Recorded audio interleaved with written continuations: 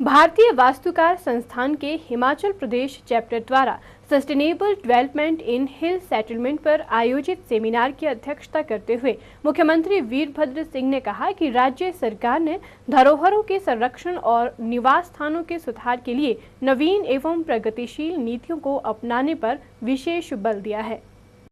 मुख्यमंत्री वीरभद्र सिंह ने शुक्रवार को भारतीय वास्तुकार संस्थान के हिमाचल प्रदेश चैप्टर द्वारा sustainable development in hill settlement पर आयोजित सेमिनार की अध्यक्षता करते हुए कहा कि वास्तुकारों का व्यवसाय सर्वांगीण ढांचागत विकास प्रक्रिया का एक अहम हिस्सा है। ये समय की आवश्यकता है कि वास्तुकार ग्राहकों की आवश्यकताओं और पर्यावरण के मध्य अनुकूलतम संतुलन सुनिश्चित बनाने के लिए नक्शा नवीस के तौर पर अपनी जिम्मेदारी समझे, ताकि लोगों की आकांक्षाओं के अनुरूप जलवायु के आधार पर संवेदनशील, ऊर्जा से परिपूर्ण और कार्यशील ढांचों का निर्माण किया जा सके। मुख्यमंत्री ने कहा कि तेजी से बढ़ रही शहरी आबादी से अनेकों चुनौतियां उत्पन्न हो रही हैं और साथ ही केंद्र, राज्य एवं स्थानीय सरकारों के साथ निजी उद्योग को आवास एवं अधोसंरचना क्षेत्र में अवसर उपलब्ध करवा रही है। इस बात को ध्यान में रखते हुए वास्तुकारों को एक अहम भूमिका अदा करनी है। उन्होंने कहा कि सतत विकास की अवधारणा पर्यावरण, आर्थिकी एवं समाज विकास से संबंधित है। मुख्यमंत्री ने कहा कि हिमाचल प्रदेश में समग्र विकास को हासिल करने की योजना बनाते समय वर्तमान एवं भावी पीढ़ियों के हितों के दृष्टिगत प्राकृतिक संसाधनों और सौंदर्य क्षमताओं के साथ स्थानीय लोगों का सतत एवं सामाजिक, संस्थागत और आर्थिक विकास सुनिश्चित करना योजना का मुख्य उद्देश्य होना चाहिए।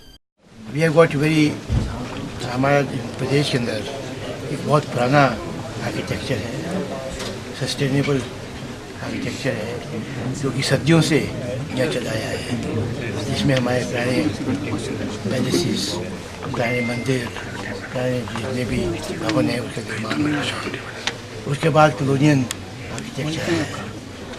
अब जो नया आर्किटेक्चर है, it has to be combination of both. और मैं समझता हूँ कि जो हमारा पुराना हिल आर्किटेक्चर है, जो यहाँ के मौसम के मुताबिक, यहाँ के क्लाइमेट के मुताबिक, हमारी जीवन शैली के मुताबिक जो है बहुत ठीक है, मुवाफिक है हमारे लिए।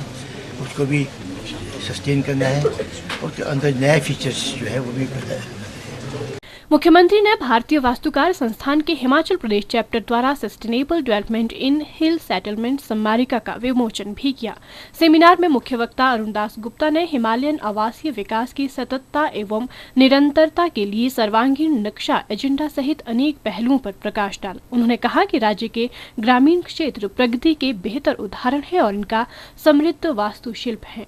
ऐसे इवेंट होने से आर्किटेक्चर कम्युनिटी, प्लानिंग कम्युनिटी और गवर्नमेंट को एक साथ होने का मौका मिलता है और ये मौका बहुत ज़रूरी है। और इसमें यही चर्चा करना ज़रूरी है कि डिज़ाइन और डिज़ाइनर का रोल डेवलपमेंट में क्या हो सकता है, चाहे वो आर्किटेक्चरल रोल हो, चाहे वो अर्बन डिज़ाइनर का रोल हो, चाहे वो लैंडस्केप आर्किटेक्ट या और कोई इंडस्ट्रियल डिज़ाइन, प्रोडक्ट डिज़ाइनर का रोल हो। वास्तुकार जीत कुमार गुप्ता ने पहाड़ी क्षेत्रों के सतत विकास को प्रोत्साहन देने पर बल दिया, जबकि सुशील शर्मा ने हिमाचल प्रदेश के प्राचीन वास्तुशिल्प के संरक्षण पर विचार विमर्श किया। हिल एरिया का अपना ही कॉन्टेक्स्ट है और हिल एरिया का रेलेवेंस जो है हिल एरिया के मुताबिक नहीं है, इसका नेशन से कनेक्टिविटी है, क्योंकि जो हिल एरिया में होता है उसका इम्पैक्ट जो है सारे नेशन पर ही है। और जो आज कार्बन फुटप्रिंट्स और जो ग्लोबल वार्मिंग है उसका ओरिजिन जो है वो ये हिल एरिया से है।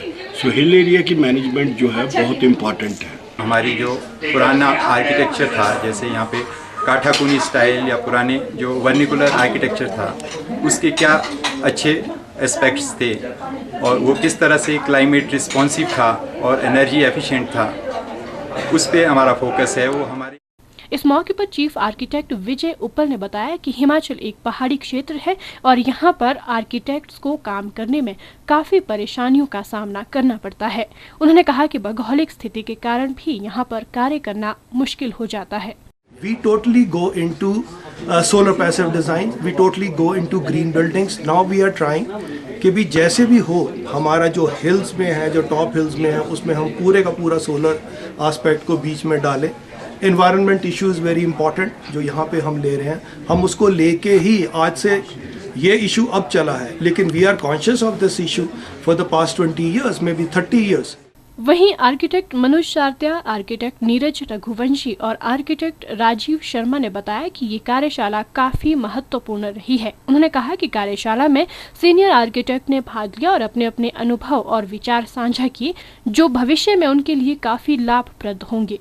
बहुत ही बड़े बड़े आर्किटेक्ट विद्वान यहाँ इकट्ठे हुए हैं और अपने अपने विचार लेके आए हैं, जिससे हमारे हिमाचल की प्रॉपर डेवलपमेंट के लिए उनके विचार हमने सुने, और जो कि जिससे हमें लगता है कि अब यहाँ की विकास की रफ्तार कुछ और दिशा में जाएगी। हमारा जो इवेंट था बहुत सक्सेसफुल रहा, और बाहर से जो हमारे स्पीकर्स आए हैं, एक्सपर्ट्स, उनसे हमें काफ़ी कुछ सीखने को मिला। जैसे उन्होंने बताया कि बाहर हमारे 2 तरह के मॉडल चल रहे हैं, उस तरह से कुछ हम इस दिशा में काम कर सकते हैं। जो हिल डेवलपमेंट की, हिल सेटलमेंट की पॉलिसी होनी चाहिए, कैसे सस्टेनेबल रहे, एक लॉन्ग टर्म सेटलमेंट हो, उस पर विचार किया जा रहा है। और इसमें एक सबसे अच्छी बात यह है कि इसमें प्राइवेट आर्किटेक्ट्स भी हैं और एक हमारे स्टूडेंट आर्किटेक्ट्स भी पार्टिसिपेट कर रहे हैं, और ये उनके लिए भी एक बड़ा अच्छा प्लेटफॉर्म है।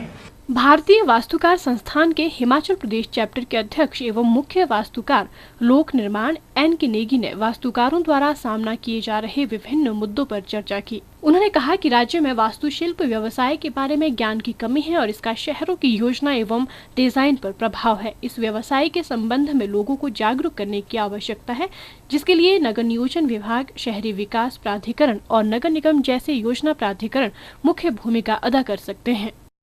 लोगों को जागरूक करने के लिए और बताने के लिए कि जो हमारा प्रोफेशन है कि ये सस्टेनेबल डेवलपमेंट के लिए कहाँ और कैसे कंट्रीब्यूट कर सकते हैं, वेदर चाहे वो डिज़ाइन पार्ट में है, चाहे वो इन थिंकिंग प्रोसेस है, चाहे वो प्लानिंग स्टेज पर है, चाहे वो लैंड यूज़ डिफ़ाइन करना है, और बिल्डिंग एक्टिविटी कैसे होनी चाहिए और कैसे उसका इम्पैक्ट जो बिल्डिंग का है वो आपके सर्विसेज पे कैसे पड़ता है, उन सब चीज़ों के बारे में चर्चा जो है आज जो मेन स्पीकर्स हैं वो पब्लिक को एट लार्ज अप्राइज करेंगे।